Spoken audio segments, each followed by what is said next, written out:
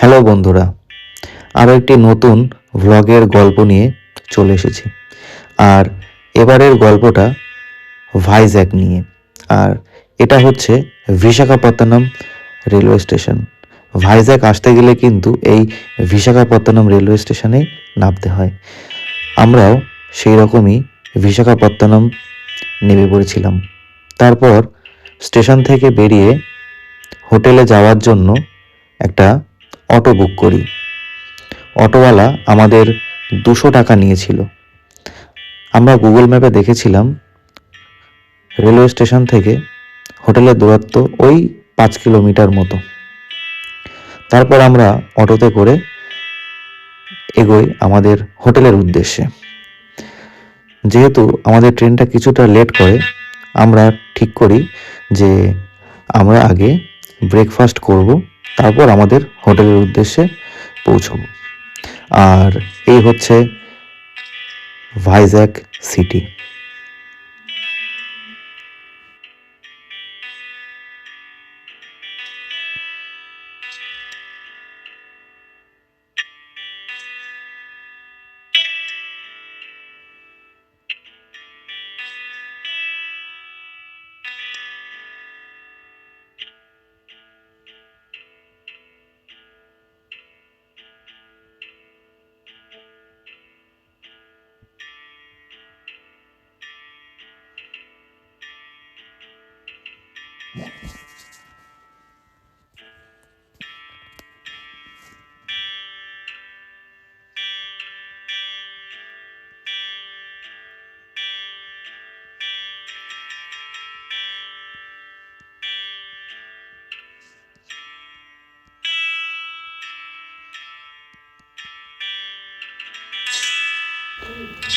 দেখতে দেখতে এই রেস্টুরেন্টে আমরা পৌঁছেছিলাম।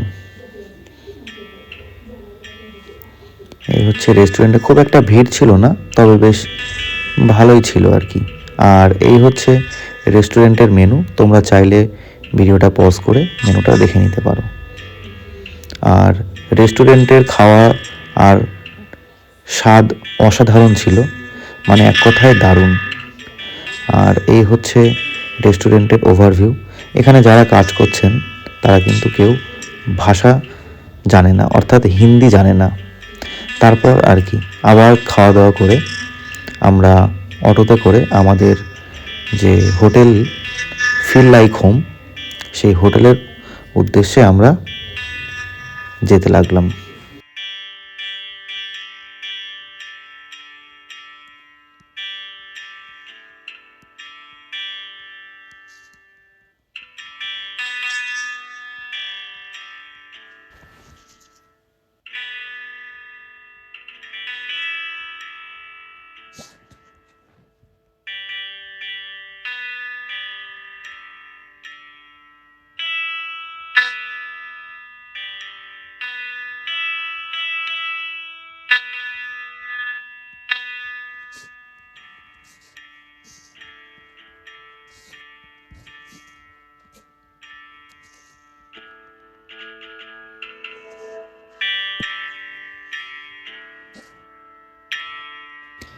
আমরা নভেম্বরের 4 তারিখে ভাইজ্যাগ পৌঁছাই। প্রচুর গরম ছিল। আর এই হচ্ছে হোটেল ফিল লাইক হোম। আমরা এখানেই ছিলাম কয়েকদিন। আর হোটেলের সম্পূর্ণ ভিডিও আমার চ্যানেলে দেওয়া আছে, সম্পূর্ণ তথ্য। তোমরা চাইলে ভিডিওটা দেখে নিতে পারো।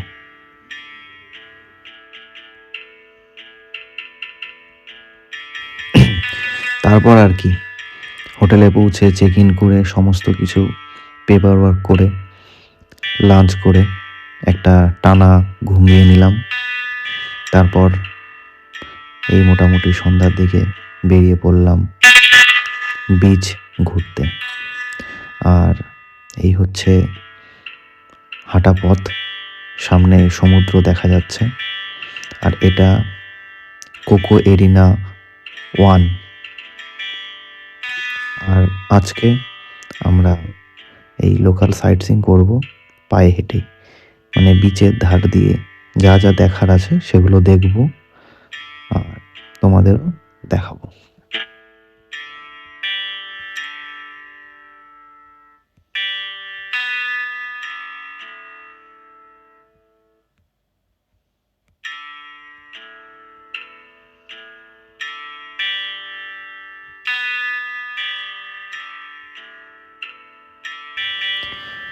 এই হচ্ছে কোকো এরিনা 1, মানে বিচের ধার দিয়ে এরকম হেঁটে হেঁটে গেলে কিছু নারকেল গাছের এরকম ঝুঁটো দেখা যায়। এগুলোকে কোকো এরিনা 1, 2 এরকম পরপর পরপর রয়েছে।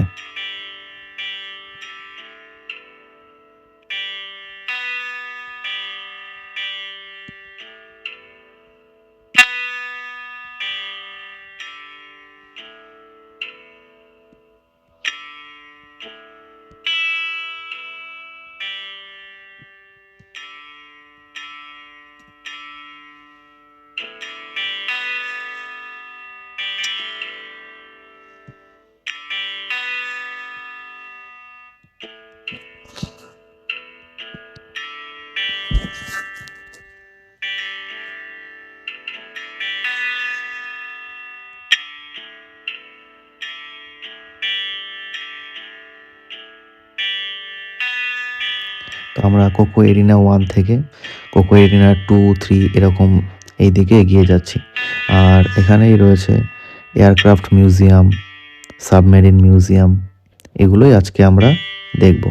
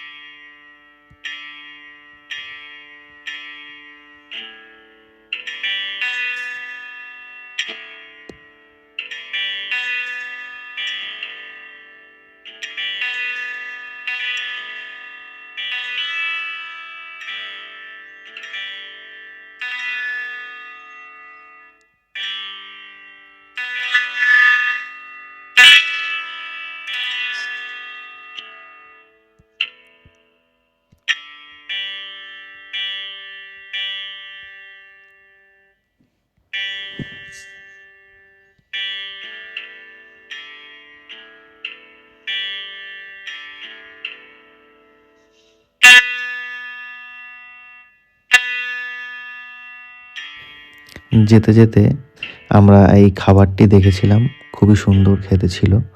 বাদাম সিদ্ধ করে দিচ্ছিল খেতে।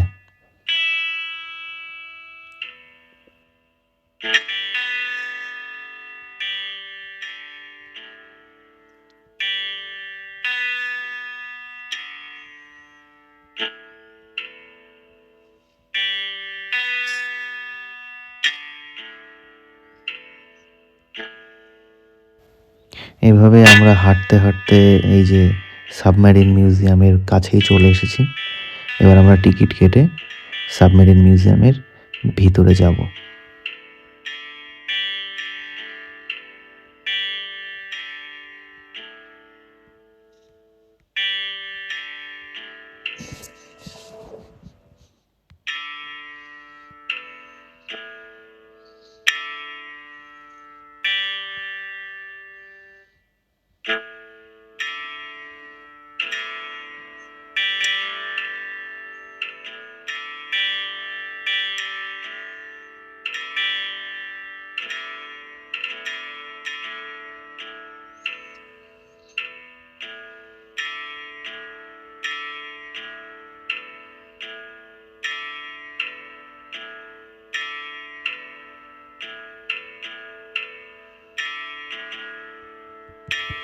আর এই হচ্ছে টিকিট কাউন্টার। এখান থেকে আমরা কম্বাইন্ড টিকিট করে নিয়েছিলাম।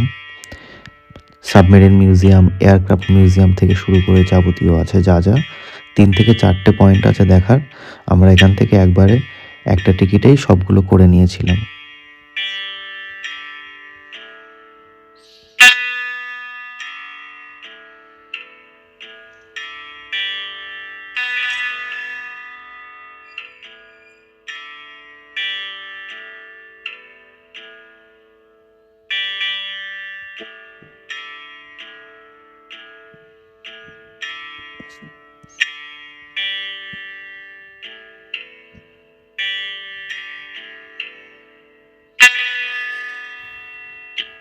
সাবমেরিন মিউজিয়াম থেকে বেরিয়েই এরকম একটা দোকান রয়েছে। তো এখান থেকে আমরা বাড়ির জন্য বিভিন্ন গিফটস, ম্যাগনেট এগুলো নিয়ে নিয়েছিলাম।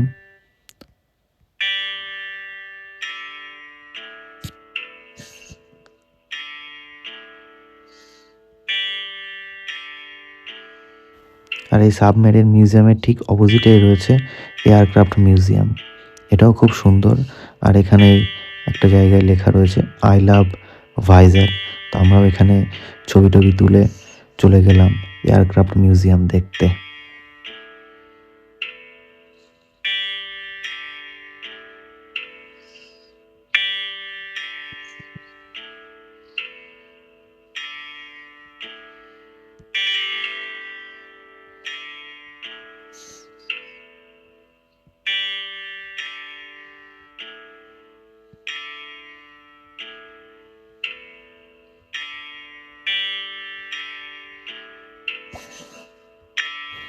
আর ঢুকেই এরকম একটা বড় প্লেনের ইঞ্জিন দেখা যাবে, খুব বড়।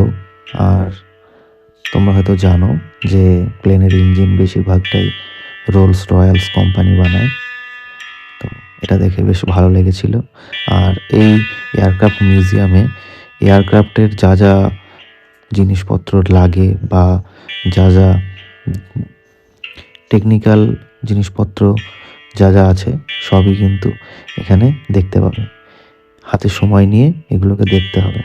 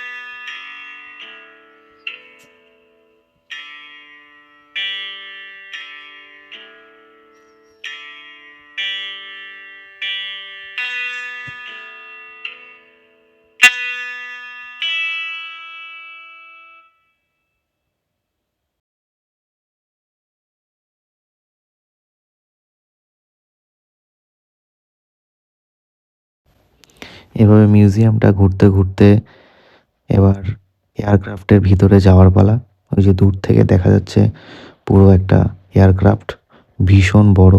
এভাবে দাঁড় করিয়ে রেখেছে ভ্রমণার্থীদের জন্য, খুবই সুন্দর।